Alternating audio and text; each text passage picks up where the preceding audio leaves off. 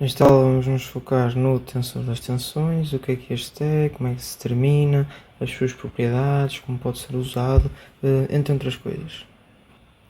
Primeiro é preciso entender qual é que é a nomenclatura dada às tensões. Por exemplo, se temos uma tensão aplicada numa determinada fase e vai numa determinada direção, é dado um nome e vamos então perceber como é que essa nomenclatura surge. Considerarmos aqui este cubo elementar, ok, que representa como se fosse um ponto, nós vemos diferentes tipos de tensões. As tensões que vão ser normais às faces do cubo vão ser representadas por sigma, que são tensões normais, e aquelas que estão na face do cubo vão ser então as tensões de corte. Vamos ver então como surge a nomenclatura. Ora bem, se nós estamos na face x, ou seja, que é x igual a qualquer coisa, o que é que vai acontecer? Ora bem, o primeiro índice, isto vai ser sempre representado por duas letras, que podem ser x, y ou z. O primeiro índice vai ser sempre x, ok? Aqui neste caso em que estamos a considerar numa face x igual a qualquer coisa. Aqui nesta em que é, por exemplo, z igual a qualquer coisa, então o primeiro índice vai ser z, ok? E da mesma maneira nós construímos para aqui na face y. Estamos na face y, então o índice fica y. A segunda letra tem a ver com a direção ou o sentido para o qual ela está a apontar. Reparem aqui neste sigma ele está a apontar na direção x, então a segunda letra é um x. Aqui neste tal ela está a apontar para a direção y, então a segunda letra é um y. Aqui está a apontar para a direção z, então a segunda letra é um z. E assim surge. Ora bem, aqui vamos preencher muito rápido. X aqui está a apontar para y, aqui vai ser y com direção x, aqui y com a direção z, aqui também normalmente é z e y. E assim define-se então a nomenclatura para estas tensões. Muito bem, podemos já ver o conceito de tensor das tensões.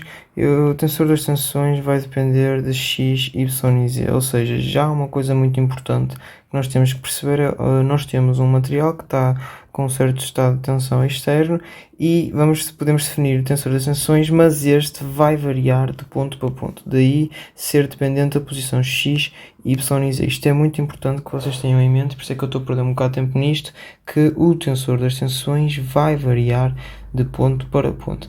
Muito bem, isto é como se nós definíssemos, por exemplo, um cubo elementar nesse mesmo ponto e as tensões que aparecem, as tensões que vão entrar aqui no tensor das tensões. As tensões normais vêm aqui para a diagonal, depois vão entrar também as tensões de corda e também vamos depois ver que o tensor das tensões é simétrico, ou seja, que estas tensões de corda, tal x, y, vai ser igual a tal yx. Para perceberem o porquê do tensor das tensões ser simétrico, aconselho a verem a demonstração que vai estar no link na descrição, que por acaso também já foi demonstrações que costumam aparecer em exames.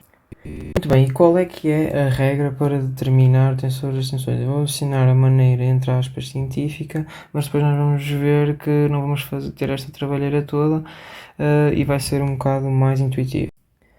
Ora bem, nós podemos assemelhar este tensor das tensões a uma transformação linear, por exemplo, e nós sabemos que esta é relativa a um sistema de eixo. Eu vou dizer, vamos trabalhar para já no sistema de eixo S0, cujos versores são estes que estão aqui deste lado, e como é que nós vamos construir então este tensor das tensões? A primeira linha do nosso tensor vai ser a tensão resultante que vai ocorrer no ponto P, e lembro que o tensor das tensões depende do ponto, eu vou calcular, por exemplo, num ponto qualquer P, a tensão resultante no ponto P, cuja normal ao plano de corte vai ser então o nosso primeiro versor, que é E1, certo? Está aqui representado. Assim sucessivamente, se nós queremos então a segunda linha, vai ser, ora bem, fazemos o plano de corte, cuja normal é o segundo versor e a tensão resultante que aparecer aqui vai ser o que nós vamos colocar então nesta linha. E assim sucessivamente para a terceira linha do tensor das tensões. Ora bem, temos aqui um estado de tensão variável, com tensões apenas a atuar nas direções x e y, o que implica que no tensor das tensões todos os elementos que tenham um índice z vão ser nulos, pois não existem tensões a atuar na direção z. E ora bem, o nosso objetivo no fim vai ser definir um tensor das tensões que seja geral, ou seja, um tensor das tensões em função de x, y e z. Para já vamos defini-lo ponto a ponto, ou seja, vou, por exemplo, escolher um ponto, o ponto P, cujas as posições são estas, e vamos analisar então o tensor das tensões nesse ponto. Ora bem, para calcular a primeira linha deste nosso tensor das tensões, vamos ver qual é que é a tensão resultante que atua nesse ponto segundo o primeiro versor do sistema de eixo que estamos a considerar, que neste caso o sistema de eixo S0, o sistema canónico. Muito bem, nosso objetivo agora é haver equilíbrio na direção X. O que é que vai acontecer? Temos que equilibrar com a tensão externa que está a atuar naquela direção, naquele ponto, e é dado então por esta expressão, ou seja, um sigma xx para um y igual a 20 vai ser então igual a 12 megapascal. Também temos que equilibrar o tal xy que acontece nessa direção, como ele é 20 em todos os casos, então obtemos a nossa tensão resultante, que vai ser 12, 20 e 0, visto que não temos nada no eixo Z. Assim já podemos então meter a nossa primeira linha do tensor das tensões. Muito bem, agora para a nossa segunda linha, o equilíbrio vai ter que acontecer então no eixo dos y, porque a parte do x está equilibrada. Vamos ter que equilibrar as tensões de corte. Essas tensões de corte vão ser equilibradas porque é sempre o mesmo, vai ser 20 na mesma, e depois vamos ter que ir a esta expressão e descobrir para um x igual a 40 qual é que é a tensão externa na direção y que está a atuar, e esta na direção do ponto em questão. Esta vai ser então igual a 30. Ficamos assim com a nossa segunda linha do tensor das tensões neste ponto, e reparem que se nós depois fizéssemos a mesma coisa para o Z, ia nos dar então uma tensão nula. Vamos fazer o mesmo raciocínio agora para o outro ponto, que a única coisa que eu variei foi o x, o y manteve-se constante.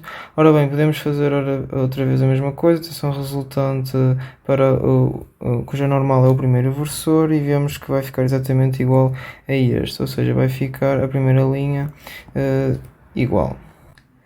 A diferença é que agora a tensão resultante neste ponto, quando estamos a considerar a segunda normal, que é o segundo versor, o que vai acontecer é que este x variou, e também podemos ver pela animação que vamos ter então uma tensão resultante na direção daquele ponto maior, que vai corresponder a 45. A tensão de corte mantém-se constante.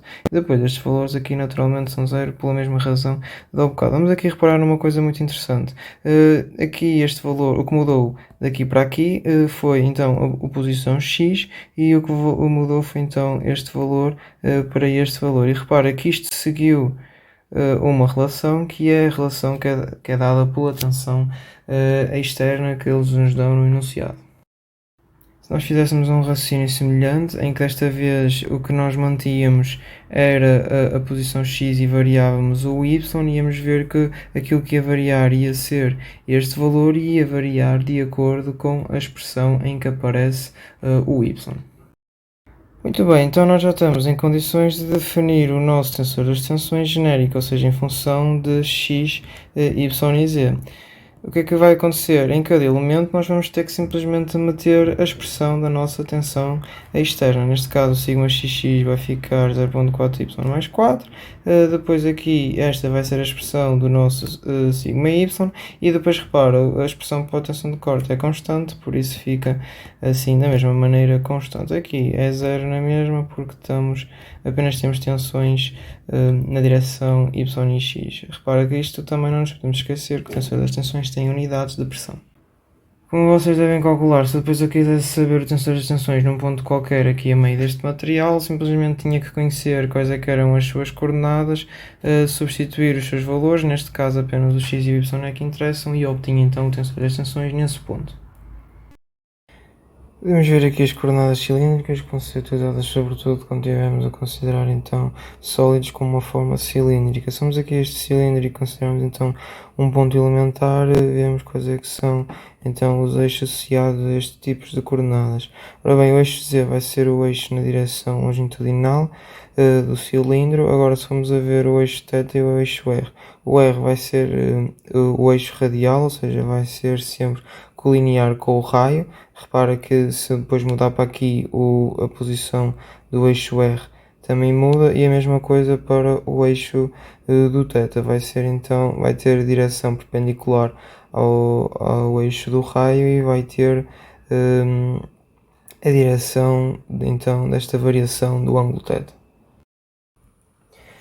Representando então aqui neste caso o nosso cubo elementar para as coordenadas cilíndricas, podemos então representar também o tensor das tensões para um estado de coordenadas cilíndricas. Ora bem, isto em que é que pode aparecer no exercício? Isto vai ser importante depois, mais ou menos para perceber a parte da torção, não é muito crítico, mas convém ter uma ideia. E depois também pode aparecer no jeito de, não é bem demonstração, é mais para chegar então ao valor de uma tensão. Por exemplo, num reservatório em que a forma reservatória é uma espécie de um cilindro e também numa espécie de esfera. Estes dois tipos de exercícios vão estar no link na descrição para vocês depois verem melhor. Na parte da esfera vão entrar com coordenadas esféricas, mas isso também está explicado no documento. É tudo para este vídeo, espero que tenham aprendido mais alguma coisa e até à próxima aula.